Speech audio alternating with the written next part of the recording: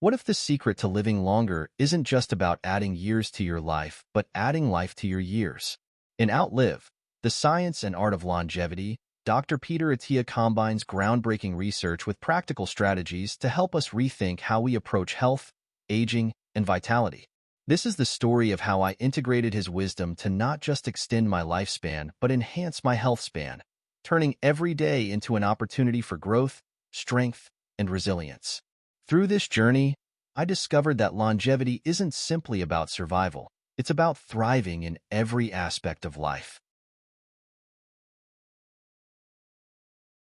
Attia begins by challenging the traditional definition of longevity, urging us to focus not just on living longer, but on living better.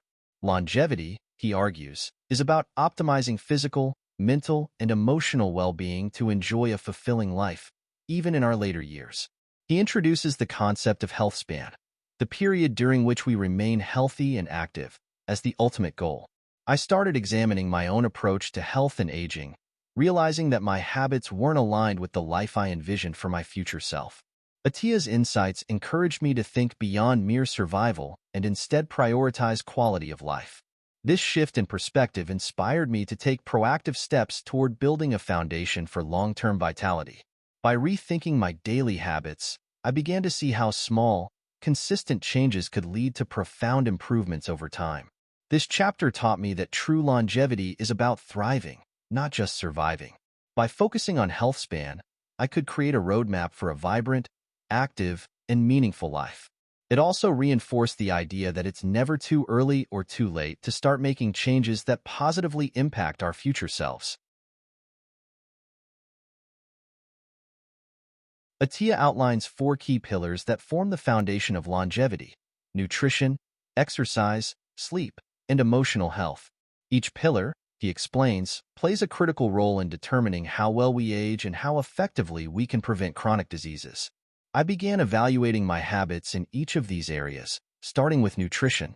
By shifting toward a diet that emphasized whole, nutrient-dense foods, I noticed improvements in my energy and mental clarity.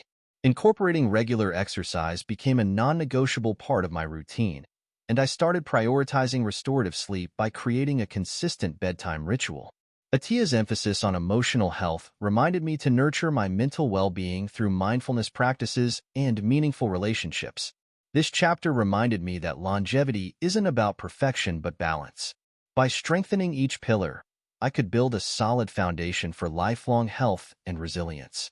I also learned that small, incremental improvements in each area could compound over time, leading to significant benefits in both health and quality of life.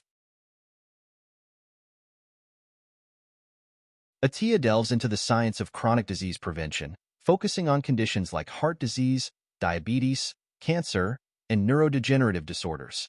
He explains that early intervention and lifestyle changes are essential for reducing risk and enhancing longevity. I began taking a more proactive approach to my health by scheduling regular checkups and learning about my genetic predispositions.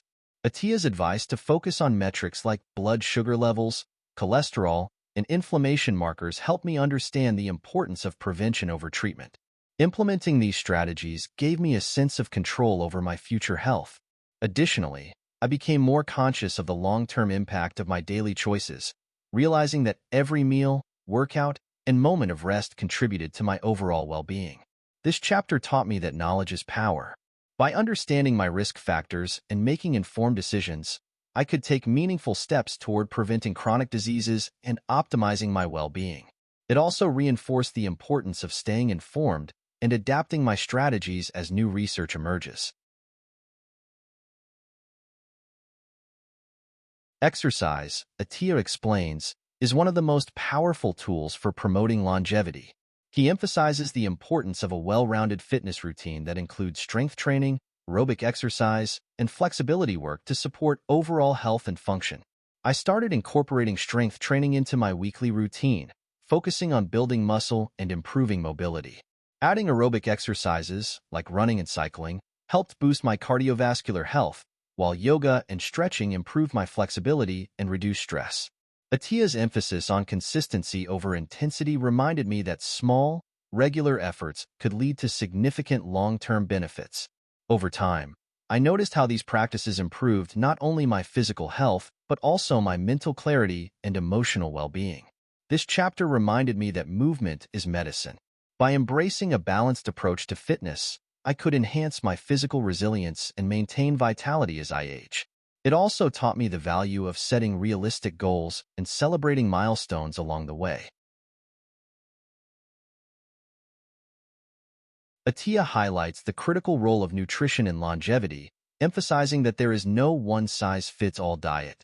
Instead, he encourages individualized approaches that consider factors like genetics, lifestyle, and health goals.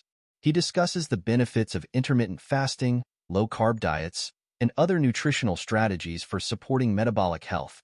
I began experimenting with intermittent fasting, noticing improvements in my focus and energy levels. Atiya's advice to prioritize protein and healthy fats while minimizing processed foods helped me create a sustainable eating plan that supported my goals. This personalized approach allowed me to fuel my body effectively while enjoying the foods I loved.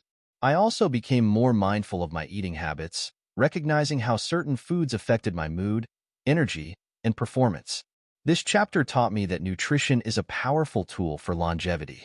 By finding an approach that worked for me, I could optimize my metabolic health and support long-term vitality. It also reinforced the importance of staying flexible and adapting my dietary strategies as my needs and goals evolved. Sleep, Atiya explains, is the foundation of physical and mental health. He discusses the importance of deep, restorative sleep for cellular repair, cognitive function, and emotional resilience. Poor sleep, he warns, can undermine even the best health habits. I started prioritizing sleep by creating a consistent bedtime routine and optimizing my sleep environment. Simple changes like reducing screen time before bed and using blackout curtains helped improve the quality of my rest. Atiya's insights into the science of sleep reminded me that rest is not a luxury but a necessity for longevity. Over time, I noticed that better sleep improved my mood, productivity, and overall well-being. This chapter taught me that sleep is a cornerstone of health. By making it a priority, I could enhance my recovery, performance, and overall well-being. It also encouraged me to view sleep as an investment in my long-term health rather than a trade-off for productivity. Atiya emphasizes that emotional health is often overlooked in discussions about longevity. He explains that managing stress, fostering meaningful relationships, and cultivating a sense of purpose are essential for long-term health and happiness. I began incorporating mindfulness practices like meditation and journaling into my daily routine to manage stress more effectively. Spending quality time with loved ones and pursuing activities that brought me joy helped strengthen my emotional well-being. Atiya's message reminded me that emotional health is just as important as physical health in the pursuit of a fulfilling life. By addressing my emotional needs, I found greater balance and resilience in the face of life's challenges.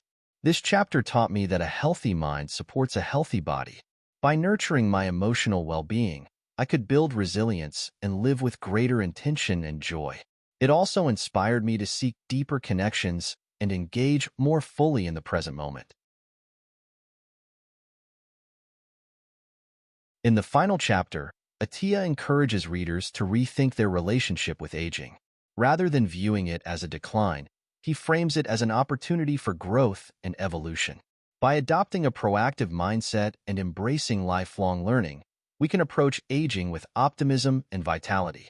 I started setting goals for my future self, envisioning the kind of life I wanted to lead as I aged. This forward-thinking approach inspired me to make choices today that would support my well-being tomorrow. Atiya's insights helped me see aging not as something to fear, but as a journey to be embraced. I began to view each year as an opportunity to refine my habits and deepen my understanding of what it means to live well. This chapter taught me that aging is a gift. By approaching it with intention and positivity, I could create a life that was not just longer but richer and more fulfilling.